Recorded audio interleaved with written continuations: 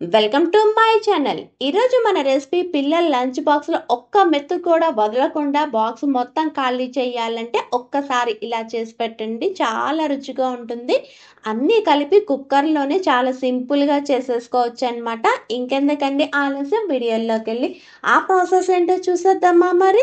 ఒక బౌల్ తీసుకొని దీనిలోకి 2 కప్పుల బాస్మతి బియ్యాన్ని తీసుకుంటున్నానండి. దీన్ని మంచినీళ్ళతో శుభ్రంగా 2 సార్లు కడుక్కొని ఇవి మునిగే అంతవరకు నీళ్లు పోసుకొని ఒక్క 20 నిమిషాలు పక్కన పెట్టుకుందాము.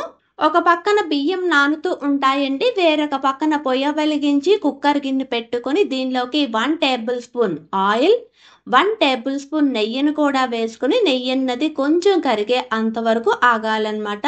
అది కొంచెం కరిగిన తర్వాత దీనిలోకి 1 టీ స్పూన్ సాజీరా, 2 బిర్యానీ ఆకులు, మీకు రుచికి అనుగుణంగా పచ్చిమిరపకాయలు, 3 యాలకులు, ఒక స్టార్ అనాస పువ్వు, ఒక మరాఠీ మొగ్గ, 3 లవంగాలు, 1 ఇంచ్ దాల్చిన చెక్క, ఇలా వేసుకున్న స్పైసెస్ అన్ని ఒక్క నిమిషం వేపుకోవాలండి. ఇలా వేపుకున్న తర్వాత దీనిలోకి ఫైన్గా చాప్ చేసినటువంటి మీడియం సైజ్ ఆనియన్ కూడా వేసుకుని ఫ్లేమ్ అన్నది లో టు మీడియం ఫ్లేమ్ మధ్యలోనే పెట్టుకుని ఇవి లైట్ పింక్ కలర్ వచ్చే అంతవరకు వేపుకోవాలండి. ఇలా వేగినవి ఇక్కడ నేను చూపిస్తున్నాను చూసారా, ఇలా రావాలన్నమాట.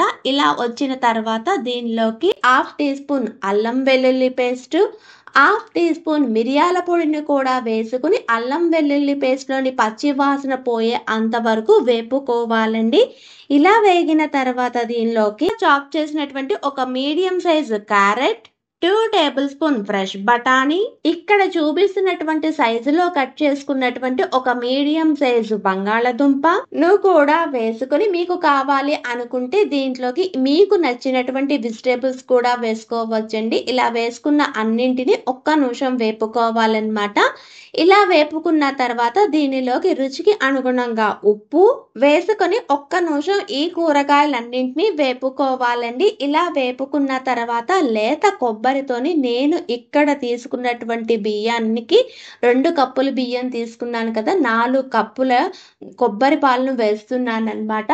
అదే మీరు ముదర కొబ్బరిని తీసుకున్నారనుకోండి, మీరు తీసుకునే క్వాంటిటీ బియ్యంలోని సగం కొబ్బరి పాలు, మామూలు నీళ్ళు వేసుకోవాలన్నమాట. కొబ్బరి పాలను తీసేది ఆల్రెడీ మన ఛానల్లో అప్లోడ్ చేశానండి, అందుకని ఇక్కడ నేను చూపించడం లేదు. కొబ్బరి పాలను కూడా వేసిన తర్వాత ఒక్కసారి బాగా కలుపుకొని మూత పెట్టుకొని ఈ కొబ్బరి పాలు అన్నవి ఒక పొంగు వచ్చే అంతవరకు మరిగించుకోవాలండి.